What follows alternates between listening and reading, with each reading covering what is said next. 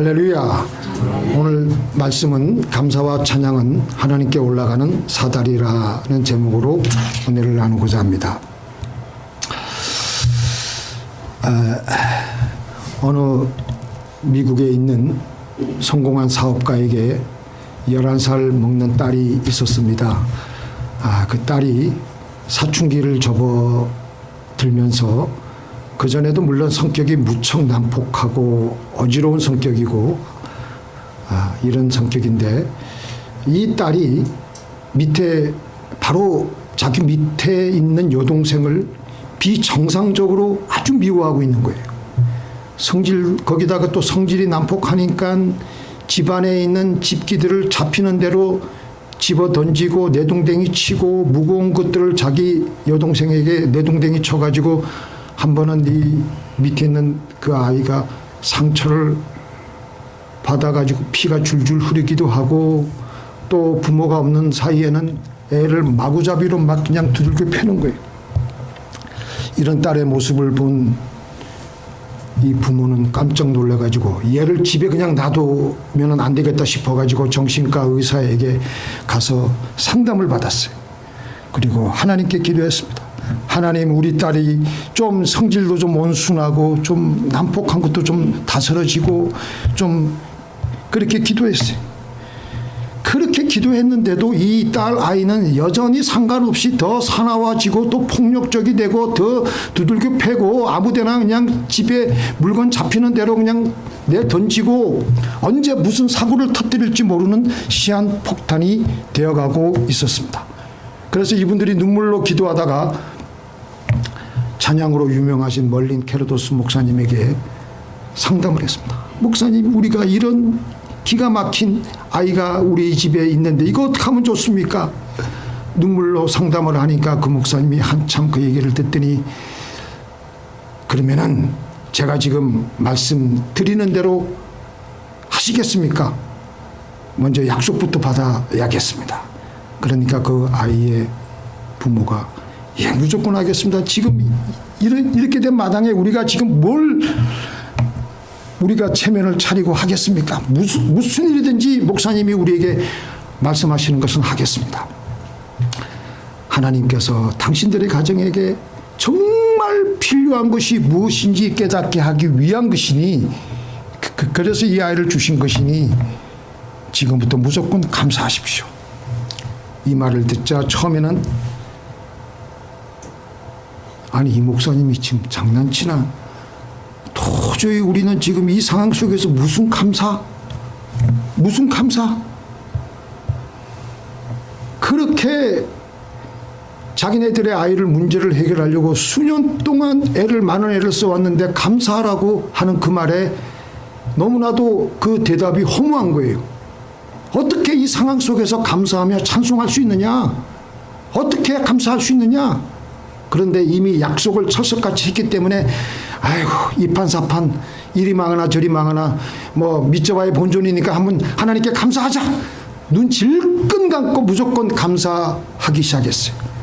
그렇게 무조건 감사하며 찬송하며 한 일주일을 보내고 2주일이 지나가면서 그동안 그 집을 억누르고 있었던 그 공포와 불안과 절망감이 그 두 내외의 그 마음속에서 서서히 사라지면서 어느새 하나님의 평안과 기쁨이 대신해서 자리를 잡고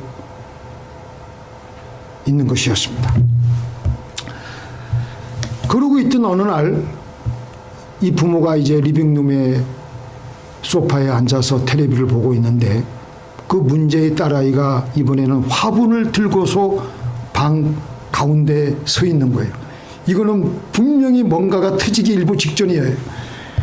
아니나 다를까 얘가 아버지 엄마를 보고 슬슬 비웃으면서 그 들고 있던 화분을 그냥 방 가운데다가 그냥 내동댕이 치니까 그 흙과 유리 조각은 산산조각이 나고 꽃잎이 사방에 흩어지기 시작하고 완전히 집이 또 아수라장이 된 거예요.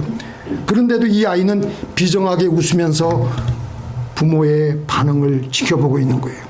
여느 때 같으면 이 아버지하고 엄마는 당황해가지고 불안해하고 어떻게 하면 좋을지 몰라가지고 그러고 있는데, 이 사업가 내외는 지나간 2주일간 하나님께 감사하고 찬양하며 무조건 감사하고 찬양하고 은혜를 받은 상태였기에 그 순간에도 화가 나지만 꾹 참으며 그걸 다스리고 하나님 감사합니다, 찬양합니다. 저 아이가 화분을 가지고 저렇게 내동댕이 치는 것도 우리에게 어떤 더 좋은 것을 가져다 주실 줄 믿고 감사드립니다. 그렇게 감사를 하고 찬양을 하니까 이 딸이 흠칫 놀라는 거예요. 이전과는 완전히 다르게 행동하는 그 부모를 보고 이게 뭐지? 그런데 바로 그 순간부터 이 아이는 달라지기 시작하면서 좋아지기 시작하였던 것입니다. 영적으로 보면요, 수년 동안 그 딸을 붙잡고 온 가족을 불안과 공포로 힘들게 해왔던 마귀의 쇠사슬이 그 순간에 끊겨지게 되었던 것입니다. 그리고 수주일 내로 그 아이는 완전히 제대로 된 여자아이로 정상적으로 돌아오게 되었던 것입니다. 우리는 이럴 때 같으면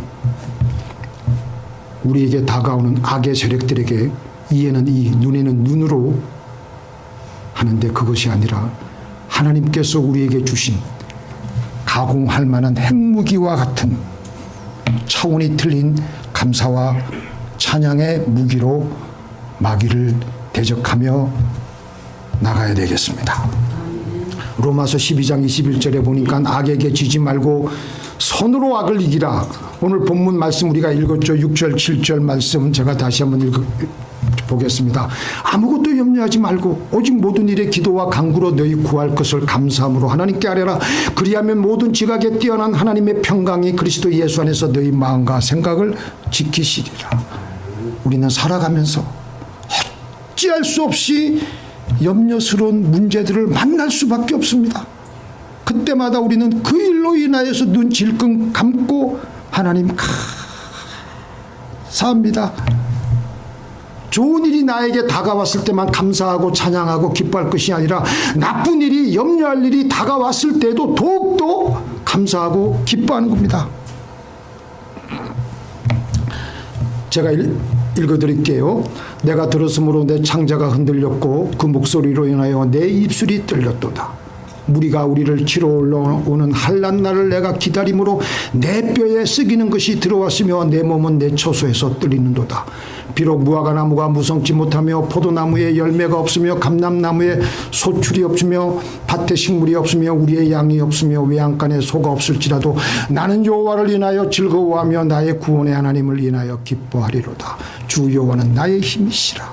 나의 발을 사슴과 같게 하사 나로 나의 높은 곳에 다니게 하시리로다. 이 노래는 영장을 위하여 내 수금에 맞춘 것이니라. 그렇게 되어 있습니다.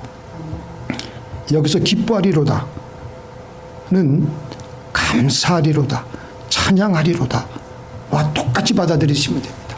지금 바벨론이 어마어마한 군대를 가지고 예루살렘을 침략해 오니까 지금 창자가 떨리고 입술이 지금 벌벌벌벌 떨리는 그런 상황 속에서 지금 무슨 기도가 나오겠습니까? 그런데도 하박국 선지자는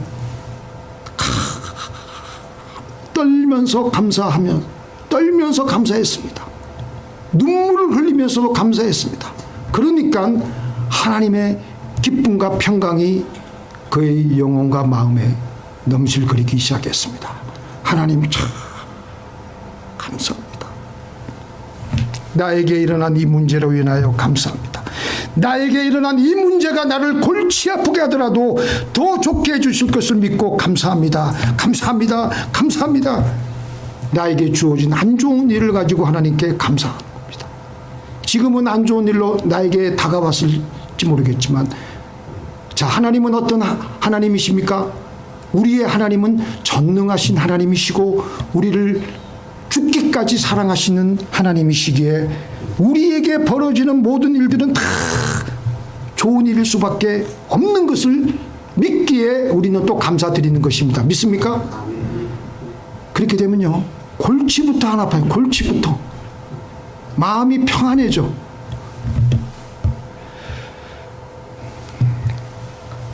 찬양으로 유명하신 그 여러분들 책 필요하면 제가 빌려드릴게요. 이거 미국의 그 지금 오션사이드 그 지금 그 샌디에고 신학교의 그쪽에서 목회하시는 목사님이신데 멀린 케르도스 목사님이 어느 날 환상을 하나님으로부터 받았습니다. 아주 날씨가 기가 막히게 좋은 여름날 밝은 대낮에 모든 산천 초목은 초목이 아주 우거지고 아주 아름다워했는데 갑자기 하늘에 무겁고 검은 구름이 두텁게 깔리며 사방이 갑자기 깜깜해지며 소낙비가 올 그런 기세예요. 그런데 한 사다리가 땅으로부터 올라가서 저 높은 곳에 구름에까지 걸쳐져 있는데 그 사다리 밑에는 수많은 사람들이 사다리를 올라타서 위로 올라가려고 애를 쓰고 있는 거예요. 왜 그러냐? 그 구름 위로 사다리를 타고 올라가면 상상할 수 없는 놀라운 하나님의 기쁨이 있다는 그 소문이 온 사방에 다 퍼져가지고 수많은 사람들이 그 기쁨을 맛보려고 사다리를 타고 올라가려고 애를 쓰고 구름가로 모여서 올라가는데 그 맨 땅 밑에 있는 사람은 중간에 올라가는 사람들이 어떻게 올라가고 있나 이렇게 보고 있는 거예요. 근데 그 중에 어떤 사람은 사다리를 잘 타고 올라가다가 갑자기 사다리에서 미끄러져 가지고 자기보다 밑에서 올라오는 사다리를 타고 올라가는 사람까지 같이 미끄러지게 하며 떨어지면서 함께 어둠 속으로 빠지며 길을 잃어버리는 것이었습니다. 이제는 이 멀린 목사님도 자기 차례가 돼가지고 사다리를 타고 올라가고 하다 보니까 어느새 구름 속까지 올라간 거예요. 너무 구름 속이 안 보여가지고 몇 번이나 떨어질 뻔한 그런 위기를 맞았지만 조심스럽게 한 걸음씩 위쪽으로 계속해서 올라가는데 갑자기 기가 막히도록 놀라운 빛난 광채가 나타나는 것이었습니다. 그 광채는 말로 표현할 수가 없어요. 너무나도 영광스럽고 휘황찬란한 것이었는데 이분이 거기서 깨달은 것이 뭐냐면은 그 구름 위를 뚫고 올라가 보니까 베드로가 물 위로 걸어간 것처럼 자기 자신도 그 구름 위를 걸어갈 수 있다는 거예요. 물론 환상 중이니까. 그 다음에 두 번째, 해보다 더 빛난 광채를 바라보고 있는 동안에는 힘들이지 않고 걸어갈 수가 있었고, 그리고 구름 밑을 살펴보려고 아래를 내려볼 때는 자기도 모르게 한없이 떨어지기 시작하더라는 것입니다. 오직 위에 있는 광채를 바라볼 때만 가라앉지 않고 그 위에 계속 서 있을 수 있었더라는 것입니다. 그러고 있는데 하나님이 오시면서 하나님 지금 내가 이렇게까지 올라왔는데 이게 어떻게 된 겁니까? 그러니까 하나님께서는 구름 밑에 많은 사람들은 평범한 신자들의 삶을 가리키고 있고 그들이 사다리에 올라타서 올라오는 것은 나를 찬양하는 것이다. 많은 사람들이 오르며 모든 일에 나를 찬양하려고 애를 쓴다. 처음 얼마간은 열심으로 잘 올라오지만 이해하지 못한 어려운 일이 다가올 때 겁이 나서 공포에 질리며 벌벌벌 떨다가 타고 올라가던 잡고 있던 사다리를 놓쳐가지고 떨어지는 것이란다. 그때 자기만 떨어지는 것이 아니라 찬양을 하며 기쁨 가운데 살려고 하는 이제 막 올라오는 다른 사람에게까지 시험에 들게 해서 그들을 떨어뜨리게 하는 것이다.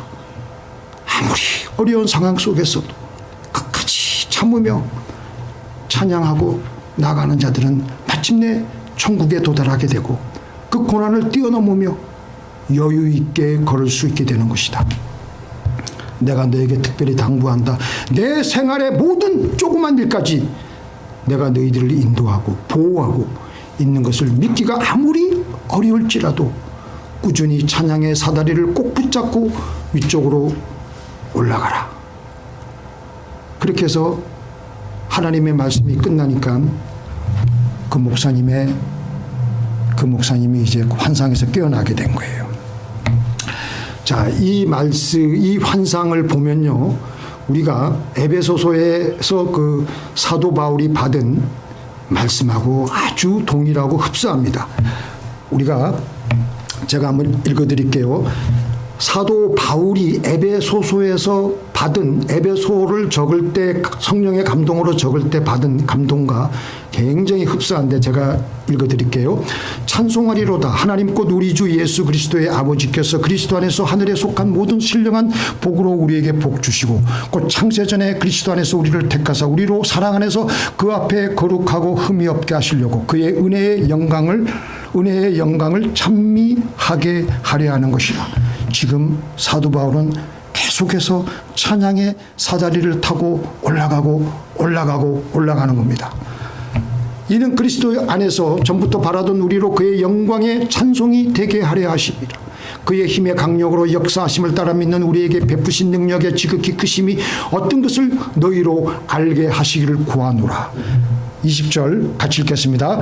그 능력이 그리스도 안에서 역사하사 죽은 자들 가운데서 다시 살리시고 하늘에서 자기의 오른편에 앉히사. 어디에 앉히셨다고요?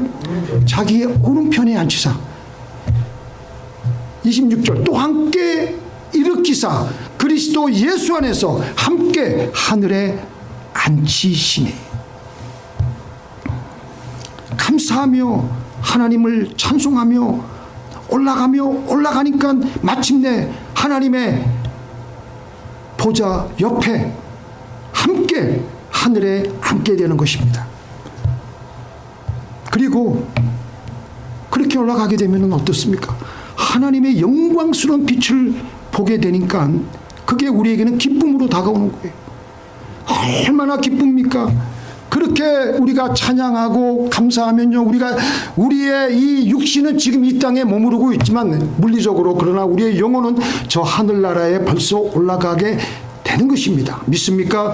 그래서 오늘 본문 말씀에서 우리가 어떻게 하면 마음을 지킬 수 있는가에 대해서, 그리고 그 마음이 지켜진 상태에 대해서 또한 설명하고 있습니다.